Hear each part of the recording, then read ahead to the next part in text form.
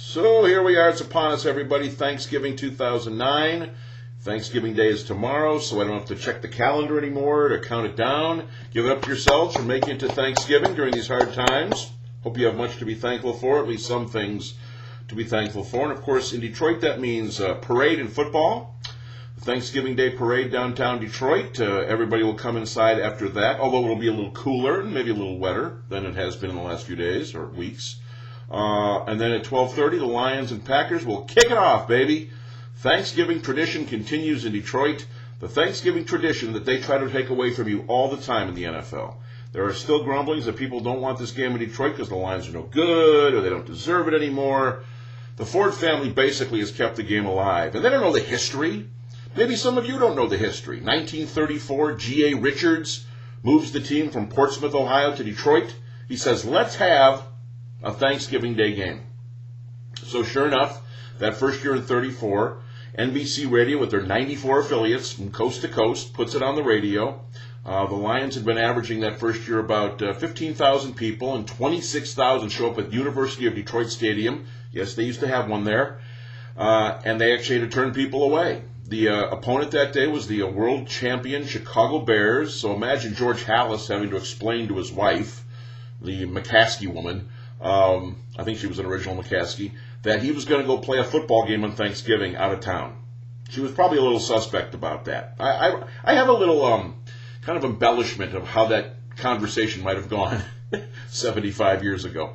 But that started it all. And the only time we haven't had a Thanksgiving Day game in Detroit was during World War II. So other than that, it's been here, the early game. Dallas caught on in 1970. The night game came a few years ago. But they still want to take away that day game. So check out the history of that. There's a lot of some of the great moments in Detroit Lions Thanksgiving history, Turkey Day history. I won't bore you with the details now. You can be bored while you read it. No, I'm telling you, I promise you. Very exciting stuff. You're going to like it. Plus, I got it out of me. And I've been waiting to write a Thanksgiving Day piece. And really just trying to gauge your interest, too. I want to hear from you. You can email me at tvboy@yournewsdetroit.com. Or if you want, email Rob at yournewsdetroit.com. And what your feeling is about keeping this game in Detroit as a tradition. It is sold out. Lions and Packers again, 19th time. The Lions fresh off that 38-37 thriller against the Browns. Don't be fooled. They're still the worst defense in football. Green Bay is about middle of the road right now. And Mike McCarthy thinks this is a game he can come in here and take. They lost Aaron Campman and Al Harris, a couple of guys who've been Lion killers, but they've got plenty there. So I've got some quotes from Charles Woodson and Jim Schwartz in his first Thanksgiving Day game as the head coach. He was just here last year with Tennessee as a coordinator, so he knows what this game is about. And he was very, I think, right on about some of his comments about the tradition and how important it is for the guys on his team to understand that tradition. And McCarthy knows it too in Green Bay. They've done this enough. So Aaron Rodgers is in town, and the Packers and Lions will kick it off at 12:30 to start Thanksgiving Day football celebrations 2009. If you didn't hear, Michigan State football in some big trouble.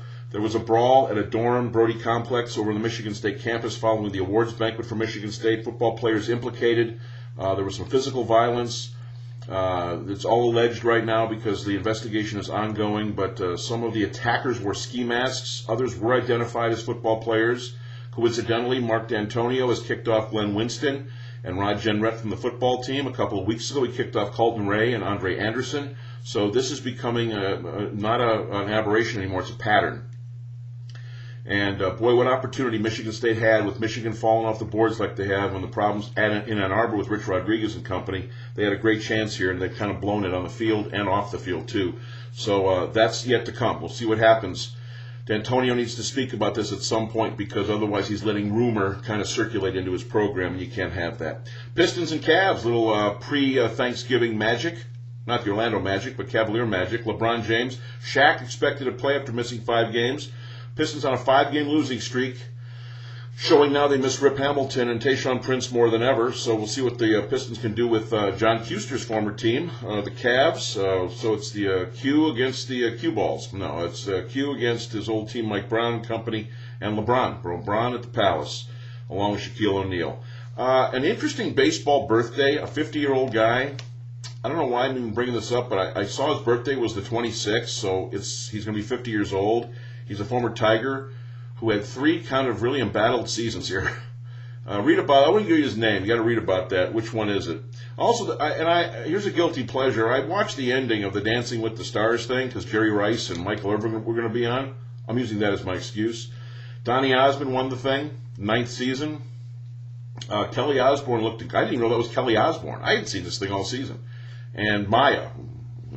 Anyhow, Donny Osmond won, and I relayed a story about seeing Donny Osmond on stage in the Joseph and the Amazing Technicolor Dreamcoat show years ago. He was terrific. He really is something. If you're in Vegas, go see the Donny and Marie show at the Flamingo. Look, I'm selling you tickets, Donny. I'm selling you some tickets. Other than that, have a happy Thanksgiving. So check it out, the Lions and Packers and the Thanksgiving tradition and what it's all about. If you don't know, it's a good read for you people. A little long, but a good read. Pistons and Cavs. Baseball birthday at the age of 50. A guy who played with the Tigers in the 90s. I won't give you his name.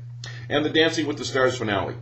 I said in the thing, I got to go watch some sports or hunting or something and have a beer. Go chase women. I don't know what I got to do. Get my man card back after watching that. Just a little guilty pleasure thing. That's all I'm saying. And again, happy Thanksgiving, everybody, 2009. We'll check you again right here on yournews.com, the Parker and the Man page.